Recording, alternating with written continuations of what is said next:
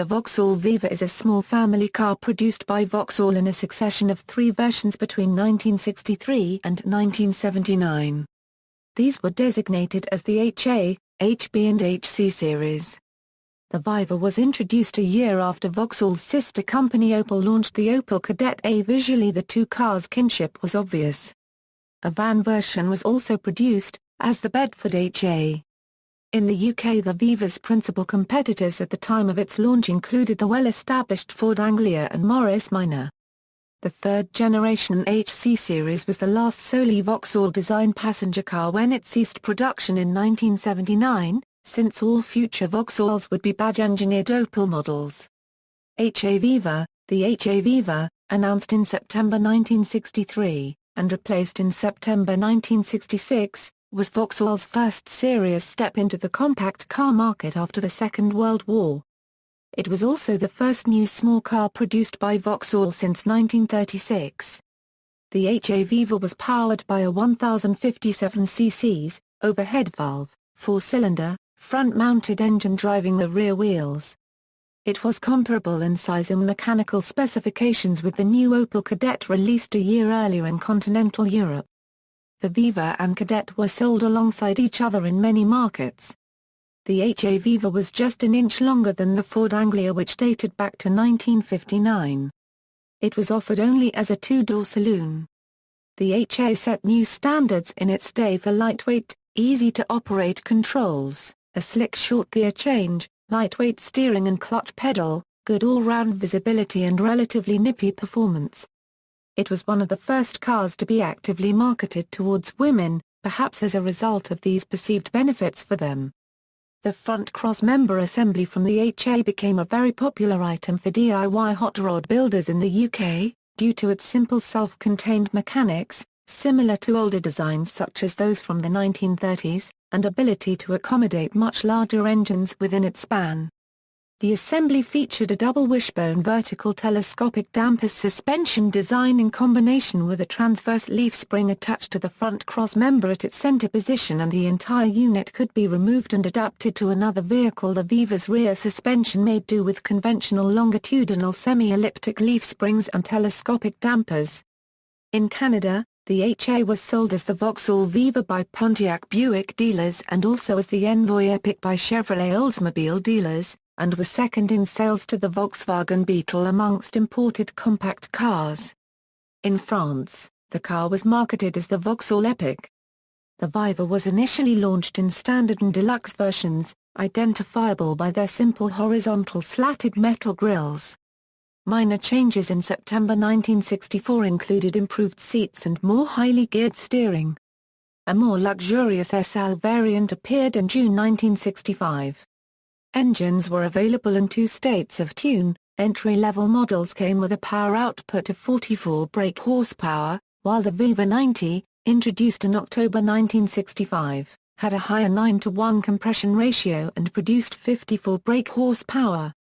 The availability of 2 engines and 3 trim options enabled Vauxhall to offer 6 Viva variants in some markets.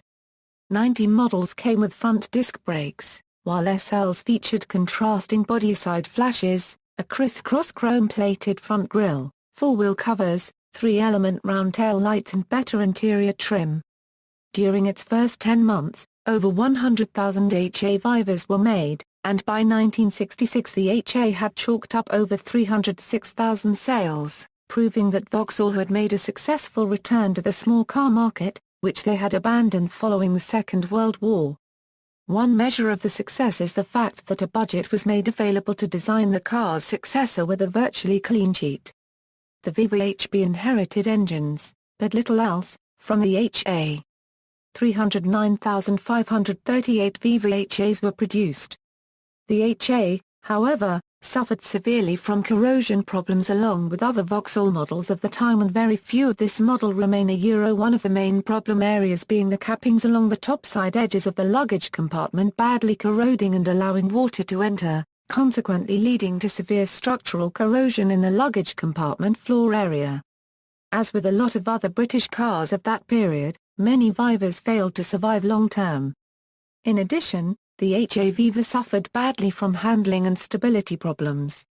The HA Viva was assembled in Australia by General Motors Holdens commencing in 1964, and in New Zealand by General Motors at Baton. New Zealand built only the deluxe model and a few base versions for government fleet contracts.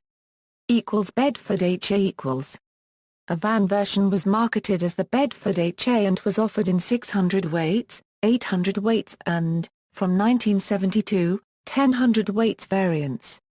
It differed from the saloon in being taller, and thousands were bought by the GPO, their bright yellow HA vans becoming a common sight. The HA van was eventually supplanted by the Chavan, but because of fleet orders, particularly from British Telecom, British Rail and the Post Office, the HA van remained in production, ultimately using the later HC Viva's engine and gearbox, all the way through to 1983. Bedford Beagle =. Although no factory-built estate versions of the HA Viva were offered, a limited production estate conversion by Martin Walter Limited of Folkestone, based on the Bedford HA van, was marketed as the Bedford Beagle. HB Viva.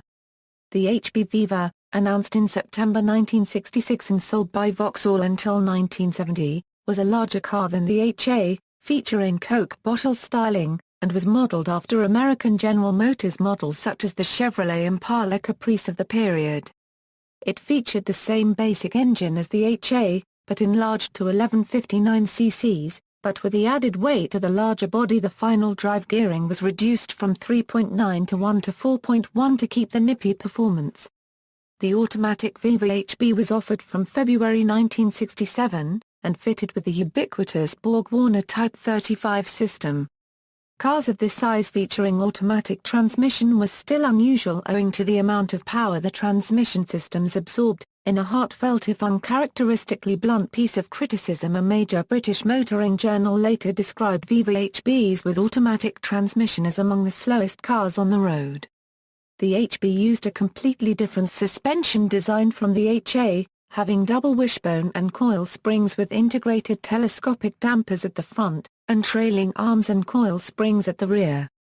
Lateral location and anti-squat of the rear axle was achieved using upper trailing arms mounted at approximately 45° fixed to lugs at the top of the differential.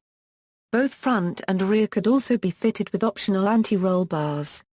The HB set new standards for handling in its class as a result of the adoption of this suspension design, where many of his contemporaries stuck with leaf springs and McPherson struts. This time, apart from the standard 90 stages of tune, there was also, for a brief time, a Brabham SL/90 HB that was purported to have been developed with the aid of world racing champion Jack Brabham. Brabham models were marked out externally by distinctive lateral black stripes at the front of the bonnet that curved down the wings and then headed back to end in a taper at the front doors. This model is almost impossible to find today. This model and the Viva GT are the two most sought-after models made.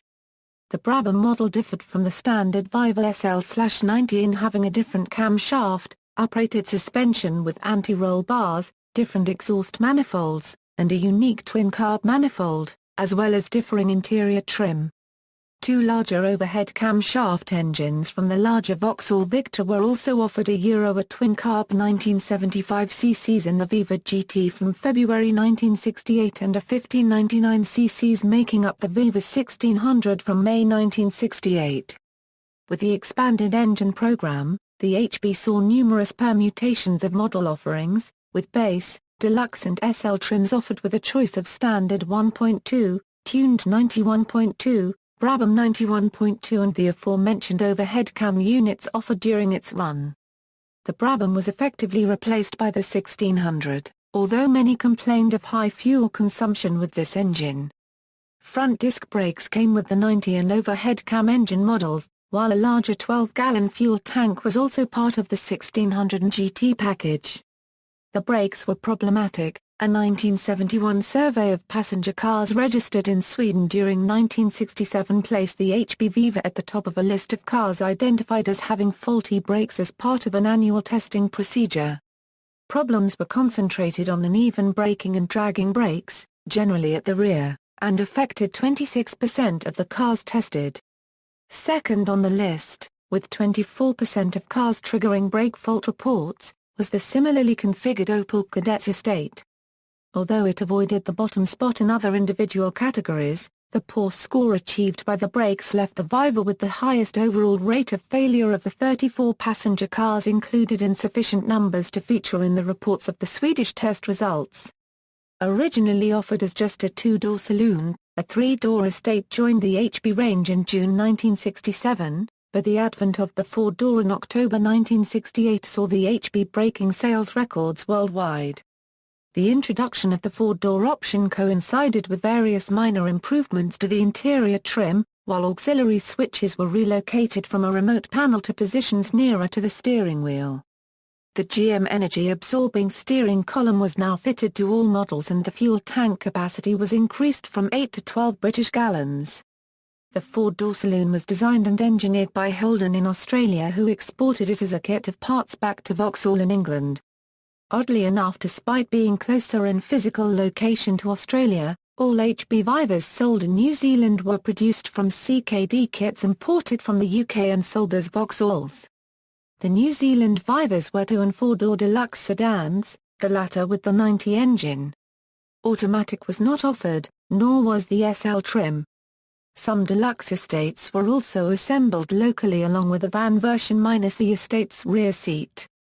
In the later 1960s and early 1970s, Britain's Motor magazine polled readers about their cars. They included a poll of HB Viva's 1,600 owners. The answers given greatest prominence were to the final question, which asked whether or not respondents would buy another car of the same model. Just 21% of Viva's 1,600 owning respondents answered a Euro or ESA Euro, which was the lowest score for this question achieved by any of the first 17 models for which surveys were conducted.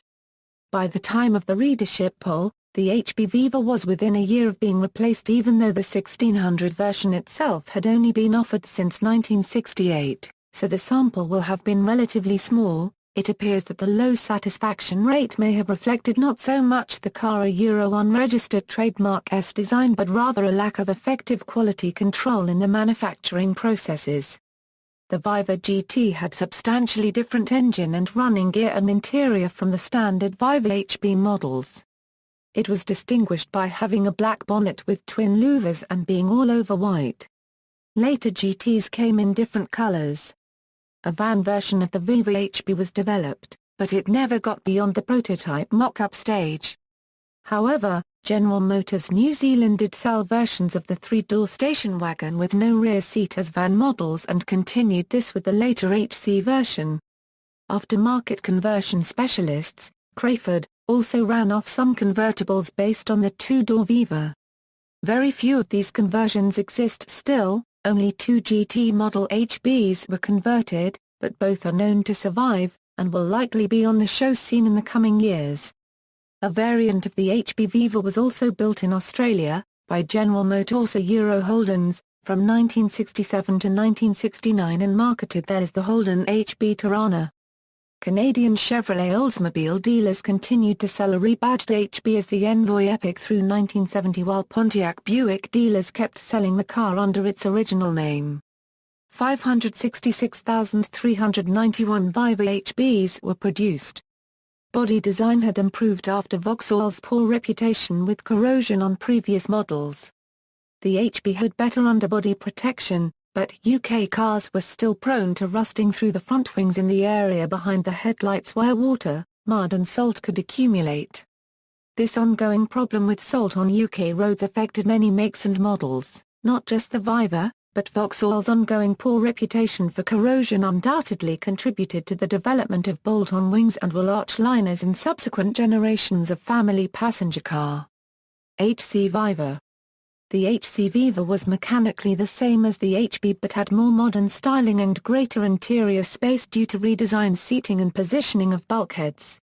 It offered 2- and 4-door saloons and a fastback estate with the choice of either standard 1159cc, 90-tuned 1159cc or 1600cc overhead cam power. No 2.0 GT version was offered with the new range, although the 2.0 became the sole engine offering for Canada, where the HC became the Firenze, marketed by Pontiac Buick dealers without the Vauxhall name. the cloned Envoy Epic was dropped as Chevrolet dealers now carried the domestic Chevrolet Vega. The HC was pulled from the Canadian market after 2 model years amidst consumer anger over corrosion and reliability issues. A class action lawsuit launched against General Motors of Canada by dissatisfied owners was not settled until the early 1980s. The American influence was still obvious on the design, with narrow horizontal rear lamp clusters, flat dashboard with a letterbox-style speedometer, and a pronounced mid-bonnet hump that was echoed in the front bumper. A Cooper copyright version called the Firenze was introduced in early 1971 to compete with the Ford Capri and forthcoming Morris Marina Cooper copyright. It was available in deluxe and SL forms, with the latter sporting 4 headlights and finally resurrecting the missing 2.0 twin-carburetor engine from the HP Viva GT. The basic 1159cc engine was enlarged to 1256cc in late 1971 and with this the 90 version was removed from the lineup. The overhead cam engines were upgraded in early 1972, the 1.6 becoming a 1.8 and the 2.0 twin carburetor became a 2.3. At this time, the Viva 2300 SL and Firenze Sport SL did away with the letterbox speedometer and substituted an attractive 7-dial instrument pack. Firenze SLs had a 2-round dial pack, though all other Vivas and Firenzes stuck with the original presentation. In September 1973, the Viva range was divided, the entry 1256cc models staying as Vivas, with an optional 1.8 engine if automatic transmission was chosen. The 1.8 and 2.3L models took on more luxurious trim and were rebadged as the Magnum. At the same time, the Firenze Coupe was given a radical makeover with an aerodynamic nose and beefed-up 2.3L twin-carb engine mated to a ZF 5-speed gearbox, turning it into the HP Firenze. The Viva was again revised in 1975, with trim levels becoming the E, L and SL. The E was Vauxhall's answer to the Ford Popular and was first offered as a promotional edition 2-door coupe using surplus Firenze body shells, before becoming a permanent Viva model in 2-door saloon form. It was the only Viva to still have the strip speedometer after this, as the L and SL adopted the Firenze SL's 2-round dial setup. As of the autumn of 1975, the 1800 engine was also upgraded, increasing power from 77 to 88 horsepower. For 1977, the SL was replaced by the GLS, essentially marrying the plusher Magnum trim and equipment with a base 1256 pushrod OHV engine. These models all had the full 7-dial instrument panel, velour seating and Rostyle wheels, among many other upgrades. In New Zealand, the Viva was originally built in dual 4-door sedan and wagon van form with 1159cc and 1256cc engines. A batch of 1.8-litre models, some with automatic transmission, was imported from the UK in 1973 April when the government temporarily relaxed import restrictions on built-up cars as local CKD plants could not meet demand. The 1.8-litre engine and automatic transmission later were added to CKD assembly and the entire range was renamed Magnum in 1976. This had the 4-headlight nose and improved trim and equipment, such as a 2-dial instrument pack and heated rear window, in a bid to overcome the Viva's basic car image, its original place in the GM range now taken by a newly launched, wide range of locally made 1.3-litre Chevettes, and slowing sales. The Magnum also had an 1800 engine option, often teamed with automatic transmission. A version of the Viva HC, called the Chevrolet Firenze, was produced in South Africa, where it offered the British 1.3 or an Opel 1.9L engine. The UK Firenze Coupe was also offered in South Africa, with a special batch even having the small block Chevrolet V8 fitted to make for a veritable wolf in sheep's clothing. South Africa also saw a 3-door hatch developed off the Viva rather than taking on the then-new Chevette Cadet City. Viva production was scaled down after the launch of the Chevette in spring 1975. Originally a 3-door hatchback, the Chevette offered 2- and 4-door saloons and a 3-door estate in 1976 that all usurped the Viva's position as Vauxhall's small car entry. The Chevette hatch was also sold as the Opel Cadet City, but the Viva remained on sale until the later part of 1979. It was effectively replaced by the new Vauxhall Astra, a variant of the front-wheel drive Opel Kadett. By that time it was dated in comparison with more modern rivals like the Volkswagen Golf. Production ceased at a time when European manufacturers were making the transition from rear-wheel drive saloons to front-wheel drive hatchbacks in the family car market. The passing of the Viva marked a significant moment for Vauxhall, as it was the last car to be completely designed by the Luton-based company. All future Vauxhalls would be simply badge-engineered Opels, or in the case of the 2004 Vauxhall Monero, a rebadged Holden. The domestic market launch of the Viva HC coincided with one of the UK's periodic surges of debt-fueled economic growth, and the latest Viva became Vauxhall's fastest-selling new model of all time, chalking up its first 100,000 units in just 2 months. 640,863 Viva HCs were produced, making combined Viva production top the 1.5 million mark. The millionth Viva, a gold HC, was driven off the production line by a national politician amid much celebration on July 20, 1971. Although most Vivas were produced at Vauxhall's Ellesmere port plant in northern England, the company's production lines were by the standards of the time flexible, and the millionth car was a product of the Luton factory. However, within seconds of the millionth Viva's completion at Luton, Ellesmere Port celebrated what was described over-optimistically as matters turned out as the first Viva of the second million. A car based on the Vauxhall Viva was produced from 1970 to 1972 by General Motors in Uruguay. They were called Grummet, and came only in double cab, two-door pickup models, with an 1100cc engine. The body was fiberglass. Some original Vauxhalls were imported to serve as molds. Mechanicals were either Vauxhall or Opel, depending on batch. Name revival: the Viva name would not appear on a General Motors car for another 25 years. In 2004, in cooperation with Lada manufacturer AutoVAZ, General Motors launched a GM Avtovaz Chevrolet Viva in Russia. This was essentially a four-door Opel Astra G. The name was also used by Holden in Australia and New Zealand on versions of the Daewoo Lacetti and New Era, which were marketed as the Holden Viva. The Viva name is set to make a comeback in 2015, as the price leader Vauxhall model for the United Kingdom.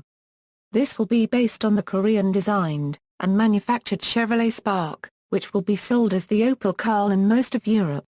It will replace the current Vauxhall Aguila.